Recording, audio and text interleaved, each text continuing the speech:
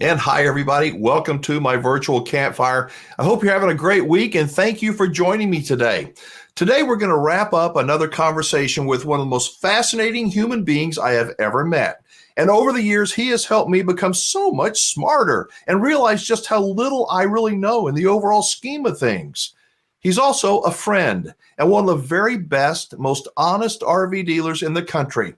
Kevin Frazer and I sat down recently for what was supposed to be a Q&A with questions submitted from viewers. And the Q&A session truthfully didn't go very far. You see, when interviewing Kevin, you better hold on because you never know where the conversation's going. He is one fascinating man, and his Cheyenne Camping Center is a member of the RV Dealers I Trust network. And as you listen to the conversation, please let me know. Please let me know what you think of our discussion. I put out that we were going to be talking again, and a lot of people submitted questions, and you kind of hinted a little bit about this, but somebody sent and wants to know, first off, why do you only sell Forest River products, and why not other brands like Grand Design, Jayco, Dutchman, et cetera, et cetera? The worst thing that can happen to an RV owner, somebody that buys a new one, it's really applicable only to new. The worst thing that can happen to them is that brand can be orphaned. And remember, I've been in this business since '66. I've seen a lot of orphanage. The biggest companies from the '70s are gone, just gone. And so if you contemplate that the possibility exists that the RV you sell to the Smythe family is from a company that might not be here 3 years from now, the RV's value is going to depreciate far faster than the norm, than they expected, because people don't want to buy there's give and take on that, but basically it's a very negative thing to have an orphan. Now, my brothers and I have sold other products from every manufacturer that's still around. But this was when we wrote our new business plan way back in 2001. We reaffirmed this. By this time, we were almost exclusively Forest River, and we wound down. I think the last franchise that we surrendered was Newmar, and they were pretty good, but that's another whole story. We determined that we should only sell Forest River because by the year 2008, first off, prior to 8, they were the strongest financially in the litter, right? But then they were purchased by Berkshire Hathaway, which meant Warren Buffett. Now, we imagine that it is theoretically possible that Warren Buffett could go broke, but it will be after the second coming, so we're not going to care, are we? And he's got a succession plan that I'm in admiration of. So, no, if you buy a Forest River, you're not going to be stranded on the beach with an orphan. Everything will be fine. Plus, I've gotten to know the guys at Forest River. We chased all the rascals out. They're all good guys now. Yeah, I know some of them. I know you know almost all of them. This person also said that he says that he's decided he's going to buy from you when he buys, but he says that he sees your inventory. It seems to be moving pretty slowly lately. You still have some 2023s in inventory, don't have many 24s. Why is that? Is there any issue of getting new ones, or is there not enough space available to accommodate, RVs at Cheyenne? No, our inventory is really, really low on a historical basis, but that's because we anticipated that things would be slow. We have a lot of 23s right now, but most of the 23s that I have, there's only 2 groups that are exceptions, were purchased late in the model year because other dealers couldn't pay for them, so I got an extra discount on them, so they're fun. And the startup to the 2024 model year has been very slow, and that's because of the hangover of old inventory on dealers' lots. So in answer to this question, we're in a unique set of circumstances. I had a conference with bankers on Wednesday of this week, and they wanted to know what the biggest problem is going to be this year. And they had not heard, except from me, that I think it's going to be the availability of fresh new goods. And that's because so many factories have been consolidated. At Thor, arguably the biggest maker of RVs, Forest River would disagree. I don't care. They're the 2 big ones. Between the 2 of them, they're 80-some%. They consolidated some production, 4 plants into 1. 5 plants into one. Wow. If business comes to any kind of return, now, I don't mean go back to 600,000 units a year. They're not going to be able to handle it. Forest River is a company that they work hard not just to take care of their dealers and customers. I mean, they really believe this stuff. They worry about their people, their employees. And so they work hard to run lean production, try to hang on to the guys and gals so they don't go someplace else. So when it comes back, they can ramp up. They haven't consolidated any plants. I told the guys at the banks that this year obtaining product will be the biggest problem that we face, but that I believed as an exclusive Forest River dealer, we'd be in better shape than the guys that had Thor and Winnebago in their lot. You think that answers his question? I think so. And he has one more, and this is kind of, I mean, it's a direct question.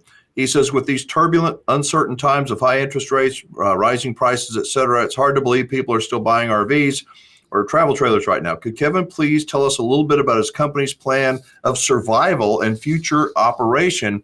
It seems that there may be a lot more surprises yet to come in 2024. I think you talked a little bit about this, but you guys are lean and mean and able, I mean, but it had to hurt to lose 180 some odd sales.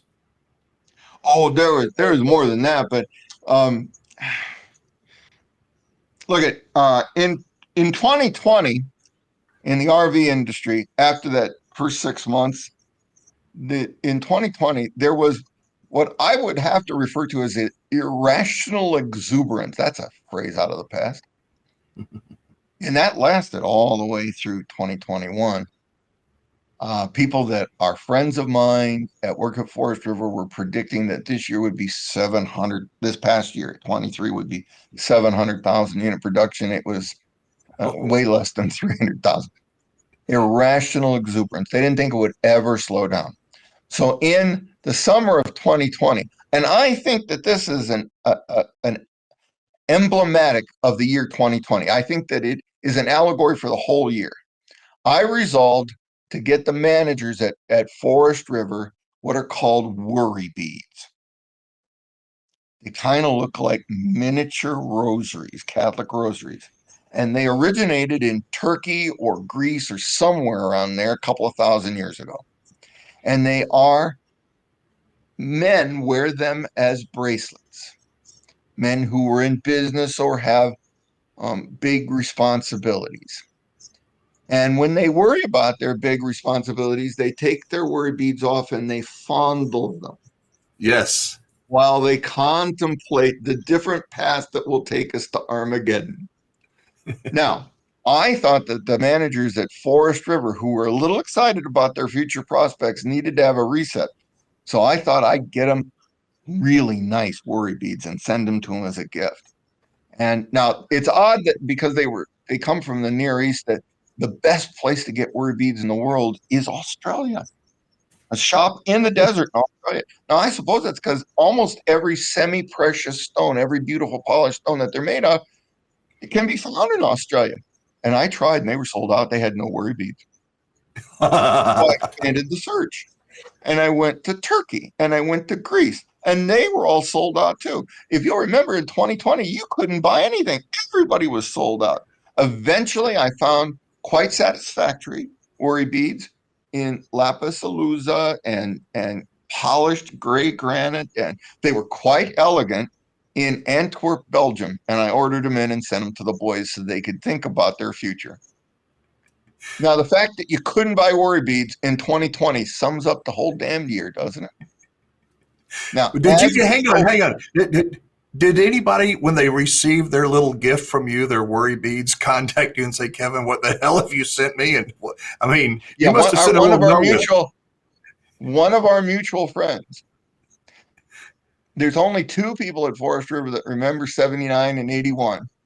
And one of them called me up. He'd gotten his beads and he got really nice looking ones. They're kind of limey green looking.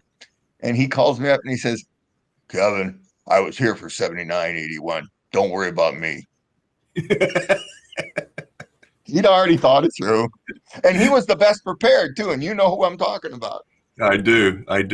So looking ahead to 2024, I know that the buyers have slowed down. There's very few people that are buying RVs right now. There's some people that maybe have sold a piece of property or they're retiring. They want to go full time.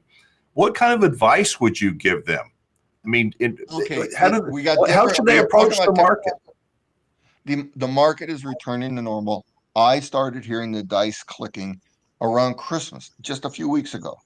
It is going to be 2 years, the longest downturn ever was 79.81, and that lasted exactly 24 months. At the end of February, it's going to be 24 months. It's going to be just like 81. It's going to drift back slowly. I'm going to concentrate on middle class customers like we always do. I'm not going to be selling the big high end stuff, and I'm never going to go back to motorhomes because that just buries people in ways that, well, I find them unethical. We're going to see a slow, steady buildup. I haven't had any layoffs. I haven't fired any. I haven't had any layoffs in this century, maybe ever. I don't remember laying people off. So we got the core here ready to serve the customers. I've convinced the banker boys that we had the best plan going into this. We really did. When I had my own worry beads, they're dust now, but I had my own worry beads. And we could see this coming way back when, and we got ready. So we're okay, and the people that work here are okay, and our customers are okay. And can I ask for any more? I think that many of these dealers, especially those that have employees that have only been in the RV industry for 2 or 3 years, and they've seen nothing but up, and making lots of money, literally making $200,000 of commissions, in sales. They have no idea. They've run into a brick wall. Well, in 2020 and 2021, and all I could tell my sales guys, and I told them every day, I said, don't buy a boat. It is coming. It's all going to work out. People will be happy again. Humans, and it's a surprise, our species has existed this long. Humans see a trend and they think it's going to last forever. They see a 600,000 unit RV build in 2020 and they think it's going to go forever. 700, 800,000. Now they see it completely in the plumbing and they think it's never going to turn up again. Well, it's turning up right now. I can feel it. So, are you as optimistic as Kevin sounds like he is about us coming out of our 2-year funk? Let me know in the comments down below. I got to tell you, I really enjoy the visits I get with him, and I hope you do as well. It's my opinion that if the RV industry had more dealers like Cheyenne, we'd be hearing a lot fewer complaints for sure. Remember, the dealer you buy from is every bit as important as the RV that you are going to buy, and that is a fact. When you buy from the right dealer, you'll buy an RV that is 100% campground ready when you leave the dealership. I hope you'll consider Cheyenne when you're in the market for a great towable. Of course, they are a member of the RV Dealers I Trust network. Of course they are. A link to those dealers is in the description of this video down below. Thanks for watching, everybody. The Wingman is out of here. Give me a call or shoot me an email. My contact info is in the description down below. I'll see you next time.